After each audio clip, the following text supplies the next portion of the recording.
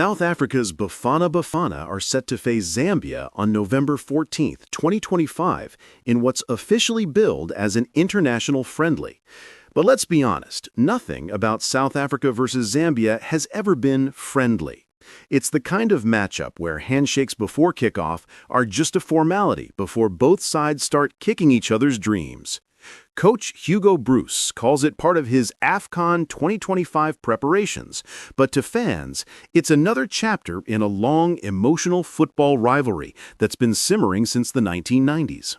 Bafana, still riding the cautious optimism of their third-place finish at the 2023 AFCON, want to prove that they're not a one-tournament wonder. Broos says the game is about refining tactics and avoiding injuries before the World Cup qualifiers, but everyone knows it's also about pride. Because if there's one team that can turn a calm press conference into a Twitter meltdown, it's Bafana. Half the nation thinks Broos is a genius who's finally rebuilding the national team. The other half thinks he's just experimenting with lineups like a DJ testing beats that don't mix. Now, Zambia. The Copper Bullets. They've been Bafana's regional measuring stick for decades.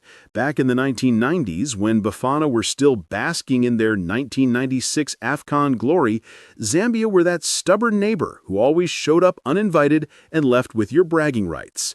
They've beaten South Africa when it mattered, humbling them in the COSAFA Cup, stunning them in friendlies, and reminding everyone that they too are African champions.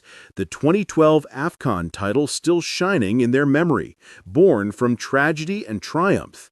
Their spirit, forged from the 1993 air disaster, gives them a depth of pride that can't be coached. When Zambia step onto the field, they don't just play football, they play for ghosts, for history, for redemption.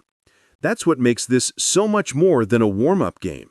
The venue hasn't been announced yet, maybe because no one wants to risk a half-empty stadium if Broos decides to test a rotation squad. But wherever it's played, the energy will be electric. This isn't just about tactics. It's about reminding each other who runs South African football.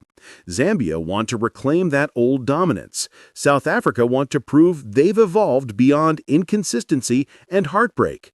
And both teams know a win here isn't just a confidence boost.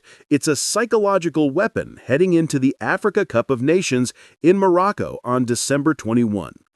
Every Bafana versus Zambia clash feels personal because the rivalry lives in the collective memory.